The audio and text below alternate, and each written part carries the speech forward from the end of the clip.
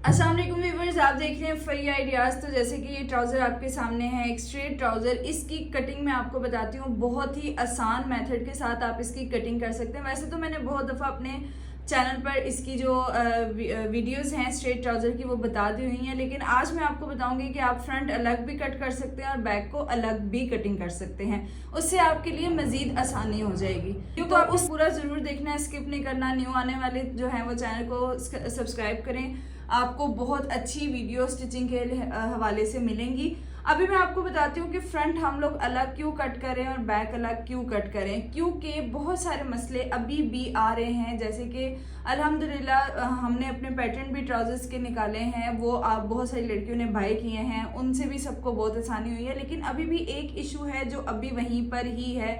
कुछ जो क्वेश्चंस हैं वो ये हैं कि हमारा फ्रंट और बैक अक्सर इकट्ठा जुड़ जाते हैं। ये वो ख़वातीन हैं जो घर में सिर्फ घरेलू काम कर रही होती हैं। समटाइम ये ट्राउज़र में आता है और इसमें हम मिस्टेक ये कर देते हैं, हम लोग एक फ्रंट और एक बैक को जोड़ लेते हैं, जिसकी वजह से एंड पर आके ट्राउज़र की शेप सारी ख़राब हो जाती है। इसलिए हम आज फ्रंट को अलग कटिंग करेंगे और बैक को अलग कटिंग करेंगे। बिल्कुल ऐसी स्ट्रेट ट्राउजर शेप चाहिए अगर आपको, तो ट्राउजर की कटिंग मैटर करती है, स्टिचिंग मैटर नहीं करती। तो चलते हैं जी वीडियो की तरफ। और यहाँ पे जो मेरे पास फैब्रिक है इसको मैंने 4 फोल्ड पे रखा हुआ है, जैसे कि हमें चाहिए होता है। ये 2.5 मीटर का फैब्रिक है जो कि ट्राउजर के लिए अमूमन दिया जाता है कपड़ा। इसको मैंने ऐसे डबल फोल्ड प्रेस करने के बाद 4th फोल्ड किया हुआ है। तो इसमें अभी जो एक हिस्से को हम अलग कर लेते हैं। आप एक हिस्से को अलग ना भी करें, आपने अगर अपना कपड़ा बचाना है तो आप इसको सिर्फ ऐसे कर लें कि एक ऊपर वाला जो हिस्सा है इसको आप साइड पे कर दें, ताकि आगे जाके जब हम बैक की कटिंग करेंगे तो हमारा कपड़ा मज़ीद बच जाएगा। जैसे कि मैंने आपको बताया कि स्ट्रेट ट्राउज़र और ट्राउज़र की शेप के लिए ट्राउज़र की कटिंग मैटर करती है।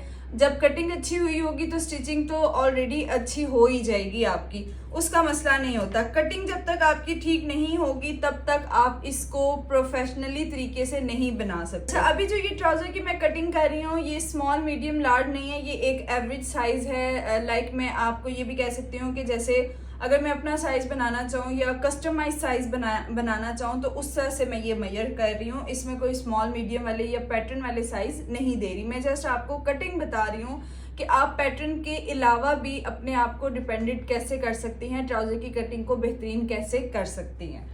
तो यहाँ पे जी मैंने जो इलास्टिक का साइज़ लेना है वो 2.5 इंच पर लेना है। ऊपर से ये एक निशान लगाना ज़रूरी है। फ्रंट पे जो हमने निशान लगाने होते हैं वो हमारी तैयारी के निशान होते हैं। ट्राउज़र एक वाहिद ऐसी कटिंग है जिसमें आप एक्स्ट्रा मार्जिन नहीं दे सकते हैं। सिर्फ हमने बैक पे हाफ इंच सिलाई का मार्जिन रखना होता है। अगर आप इस पे एक्स्ट्रा कपड़ा अंदर बहुत सारा छोड़ देते हैं तब भी आपकी आसन खिंचती है, तब भी आपकी टांग के जो दरमियानी हिस्सा है उससे खिंचाव आता है। तो इस चीज़ का आप खास ख्याल रखा करें। अगर तो आप पैटर्न से भी कटिंग कर रहे हैं तो इस चीज़ का आपने खास ख्याल रखना है कि अंदर जो फैब्रिक है वो आधे इंच से ज़्यादा आपने नहीं छोड़ना, क्योंकि वो ज़्यादा फैब्रिक ही आपकी ट्राउज़र की शेप को ख़राब करता है। तो यहाँ पे जी मैंने जो साइज़ लेना है 10 पर ले रही हूँ। वेस्ट का साइज़ आ गया। उसके अलावा अब मुझे तैयार आसन का साइज़ जो है वो रखना है, क्योंकि ऊपर से मैंने जो फोल्डिंग का मार्जिन है वो रख दिया, इसलिए अब मैंने सिर्फ तैयार का जो आसन होगी हमने वो रखनी है, जो कि 12.5 है।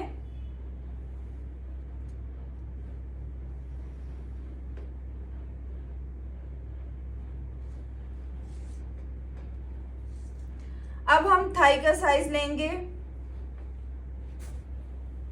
वो भी 12.5 पे लूंगी। अच्छा, एक चीज यहाँ पे मैं सिर्फ पॉइंट आउट करवा रही हूँ, आप इसको बेशक नोट कर लें। जैसे कि किसी की थाई का साइज 12.5 एग्जैक्ट है या 13.5 एग्जैक्ट है, यानी कि आप 13.5 पे रख रहे हैं, 14.5 पे, ये आपका बिल्कुल ठीक है। लेकिन उसके बावजूद आपको यहाँ पे एक खिंचाव आता है जिसकी वजह से आपका नीचे से पांचा जो है वो खिंचता है। उसके लिए आपने ये करना है कि अपनी थाई को 1 इंच बढ़ा देना है। उसके फायदा ये होगा कि जब थाई 1 इंच बढ़ेगी तो यहाँ से जो एक कर्व आता है ना, वो कर्व आपका और भी ज्यादा खुला हो जाएगा। ये कर्व ही बेसिकली जब तक आपके एग्जैक्ट नहीं बनता तब तक आपका खिंचाव रहेगा। अगर तो ये एग्जैक्ट बन गया तो फिर आपका खिंचाव नहीं रहेगा। 0.5 या 1 इंच का मार्जिन रख लें थाई में, इतना फर्क नहीं पड़ेगा। थाई का साइज लेने के बाद अब हम इसका मिडल कर लेते हैं, यानी कि 12.5 इंच थाई का साइज है, 12.5 इंच का हमने हाफ करना है।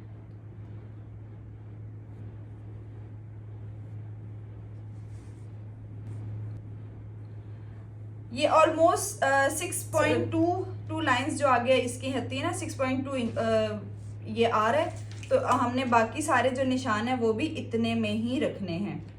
हाफ करना बहुत ज़रूरी है।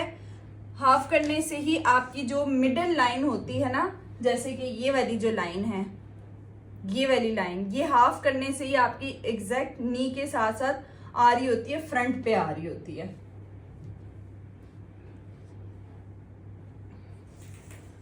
इधर से हम लोग लेंथ ले लेते हैं ताकि जहां तक हमें इसको हाफ करना है उतना हम कर लें। 36 मुझे तैयार चाहिए, उसके अलावा 3 इंच का मार्जिन आपके पास होना चाहिए।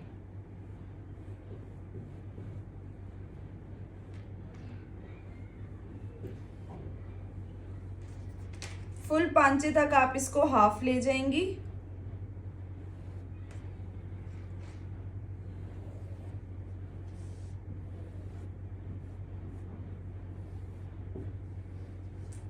इसके अलावा जो तैयार पांचे के निशान होंगे, जैसे कि ये तैयार के निशान है,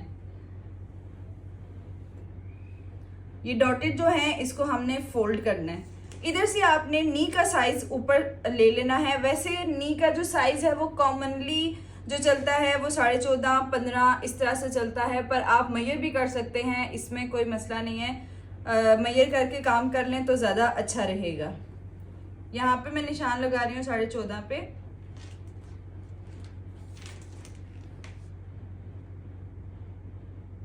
एट इंच का मुझे नी चाहिए, तो मैंने बिल्कुल एग्जैक्ट बराबर जो है 4 इंच वहां पे निशान लगाना है, 4 इंच यहाँ पे लगाना है। ये हमारे नी का साइज है और ये हमारी थाई का साइज है। अब आप ड्राफ्टिंग देख सकते हैं कि जब मैंने इसको ड्राफ्ट किया है तो किस तरह से ड्राफ्ट किया है। ये चीज़ें ही मैटर करती हैं आपकी कटिंग में। आप एक निशान ऊपर लगाएं, एक नीचे, तीसरा यहाँ पे लगा के कटिंग कर दें तो आपको खुद भी पता नहीं चलेगा कि क्या ट्राउज़र मेरा बिल्कुल एग्जैक्ट स्टिच हुआ है या नहीं हुआ। तो ये चीज़ें बहुत ज़्यादा आपको फॉलो करनी पड़ेंगी, इन पे इम्प्लीमेंट करना पड़ेगा, बार बार प्रैक्टिस करनी पड़ेगी, तब जाके आप इतने परफेक्ट होते हैं। प्रैक्टिस स्टिचिंग में बहुत ज़रूरी होती है, ये नहीं कि एक हद तक हमेशा के लिए। पांचा जो मैं रख रही हूँ वो 6 इंच का रखूँगी, तो वो भी मैं तैयार का ही निशान लगा रही हूँ। एक नॉर्मल साइज का जो पांचा होता है वो 7 इंच होता है, लेकिन जो थोड़ा बिल्कुल इस आप स्ट्रेट पैंट कर लें या कैप्री कह लें, उसको हमें फिर थोड़ा सा इसी तरह फिटेड में लेकर चलना पड़ता है। ये निशान हमारे लग चुके हैं। अच्छा, यहाँ से एक पॉइंट आप नोट कीजिएगा कि जैसे तैयार का पांचा मैंने 6 इंच यहाँ पे, 3 इधर और 3 इंच को मैंने इधर कर दिया, लेकिन आपने जो नीचे फोल्डिंग का मार्जिन है उसमें ये काम नहीं करना। उसमें आपने ये करना है कि तकरीबन आपने इसको 7 इंच पर निशान लगाना है। उसका मकसद ये है कि जब हम इसको बराबर कटिंग करते हैं, बराबर यहाँ से नीचे बराबर कटिंग करेंगे तो फोल्डिंग में बहुत मसला आता है। जब हमारी थोड़ी सी, ये देखिए अब ये वाली जो शेप होती है ना, इसकी वजह से जब पांचा ऊपर की तरफ फोल्ड होगा तो हमारा ऑलरेडी यहाँ से थोड़ा सा ऐसे, थोड़ी सी हमारी जो ट्राउजर की शेप है वो तिरछी जाती है, तो पांचा भी एग्जैक्ट आएगा। आपको तरपाई और सिलाई करने में बहुत आसानी होगी। ट्राउज़र में स्केल का इस्तेमाल कर लिया करें तो ज़्यादा अच्छी बात है। ये स्केल आपके पास होना चाहिए। सिर्फ ट्राउज़र में नहीं, आपके शर्ट पे भी काम आता है, आपके बाजुओं पे भी काम आता है, और यहाँ तक कि आप इससे बैन भी बना सकते हैं। जो बैन पट्टी होती है आप इससे वो भी बना सकते हैं। इन निशानों को आपने आपस में मिलाना है। ऑटोमेटिकली ये तिरछी लाइन बन जाती है क्योंकि फ़र्क है 6 इंच का और 8 इंच का।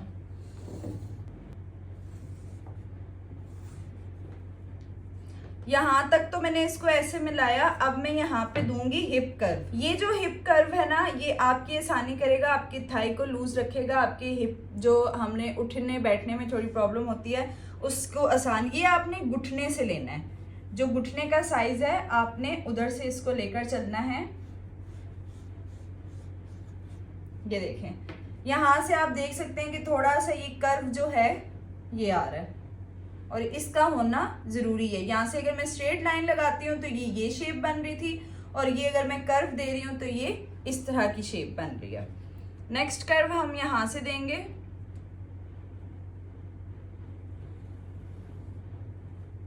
इस तरह से। उसके अलावा यहाँ पे स्केल का इस्तेमाल भी ठीक है, लेकिन यहाँ का हमें चाहिए होता है थोड़ा सा डीप कर्व, तो उसके लिए आपको अपने हाथों की मदद से भी आप ये काम कर सकती हैं। जैसे आर्म होल की कटिंग की जाती है, सेम इसका भी वही मेथड है। अभी आप देख सकते हैं कि ये ट्रेस में ही कितनी खूबसूरत चीज़ बन चुकी है कि एक अंदाज़ा हो रहा है कि जब हम इसको स्टिच करेंगे तो ये कितना खूबसूरत तैयार होगा हमारा। फ्रंट पे हमने सारी मेहनत कर ली है और आपकी मेहनत सारी फ्रंट पर ही होती है, इस वजह से आपने फ्रंट अच्छे से कटिंग करनी है। बैक तो बहुत आसान है। अभी मैं इसको सारा कट कर लेती हूँ। कटिंग हमारी हो चुकी है। अब जो फ्रंट है उसको हमने बैक पे रखना है और इजीली हमने इसको कटिंग कर देनी है। अब इसको बहुत ज़्यादा मेजर करने की बिल्कुल भी ज़रूरत नहीं है। आपने इसको रखना है इस तरह से, बिल्कुल एक साइड से आप बराबर कर लें। उसकी वजह ये है कि अगर जो आपका बहुत ज़्यादा हेल्दी साइज़ है या आप किसी का हेल्दी साइज़ निकाल रहे हैं तो आपको यहाँ से भी बड़ा रखना है, यहाँ से भी बड़ा रखना है। अगर आप बहुत स्लिम साइज़ कटिंग करें तो फिर इशू नहीं है, आप एक साइड से भी बड़ा रख लें तब भी आपका काम चल जाएगा। फ्रंट को मैंने अच्छे तरीके से ऊपर रख दिया है, बस बाकी कटिंग तो हम सेम ही करेंगे, लेकिन आपको जो है थोड़ा सा निशान वो सेट करने पड़ेंगे। जैसे कि बैक साइड को आपने 2.5 इंच बड़ा रखना है, ठीक है। 2.5 इंच बड़ा रखेंगे तो आधा इंच स्टिचिंग का मार्जिन चला जाएगा, बाकी जो पीछे बड़ा रह जाएगा वो बैक को हमने बढ़ा दिया, मतलब कि आपके जो ट्राउजर की शेप है वो बिल्कुल एग्जैक्ट हो गई है। और बैक साइड जो है वो हमें 3.5 इंच बड़ी चाहिए। यहाँ पे भी मैं आपको बताना चाहूँगी कि 2.5 भी साइज़ ठीक रहता है बैक से, 3 भी ठीक रहता है। लेकिन जिनको ये इशू रहते हैं ना कि बैक हमारा नीचे से पांचा खींच रहा है या हमारी आसन खींच रही है, वो बैक से बेशक 3.5 रख दिया करें तो इंशाल्लाह बिल्कुल एग्जैक्ट आ जाएगा। अभी जो हमारी कटिंग है उसको हम करते हैं। आसन जो होती है उसको हमने यहाँ से तो बराबर करना होता है, इधर से, फिर इस तरह से आपकी शेप आनी चाहिए बैक की। ये जो कटिंग है बैक की, आसन को बड़ा ही रखना है आपने, इसमें आप छोटा नहीं कर सकते, यानी कि बराबर कटिंग आपने नहीं करनी है। अभी जो एक साइड है उसको बिल्कुल बराबर कट करेंगे और जो दूसरी साइड है उसको जो एक्स्ट्रा निशान लगाए हैं उससे से कट करेंगे। हिप कर्व में से आपने इसको बेशक 1-1 इंच सीधा कट कर लीजिएगा, आप इसको प्रॉपर कर्व ना दें। ट्राउजर की कटिंग हो चुकी है। जैसे कि मैंने आपको बताया था कि फ्रंट पे सारी मेहनत है, बैक पे कोई मेहनत नहीं है। बैक हमारी कट हो चुकी है। तो अभी आपने करना ये, जो एक मिस्टेक हमेशा हो जाती है, अक्सर हो जाती है, उसके लिए ये करना है कि फ्रंट को आपने उठाना है, फ्रंट के जो हिस्से हैं उनकी आसन को आपने अटैच कर देना है, बैक को उठाना है और उनकी आसन को आपने अटैच कर देना है। फिर आप इन ट्राउजर्स को जब खोल के साइड की सिलाई लगाएंगे तो आपका ट्राउजर बिल्कुल जगह पे सिलाई होगा। एंड पर जाके आपने सिर्फ पांचे की तरपाई करनी होती है और आपका ट्राउजर इस तरह से स्टिच हो जाता है। अभी तो मुझे इजाजत होगी जी, खुदा हाफिज। इंशाल्लाह नेक्स्ट वीडियो में मिलते हैं। अल्लाह हाफिज।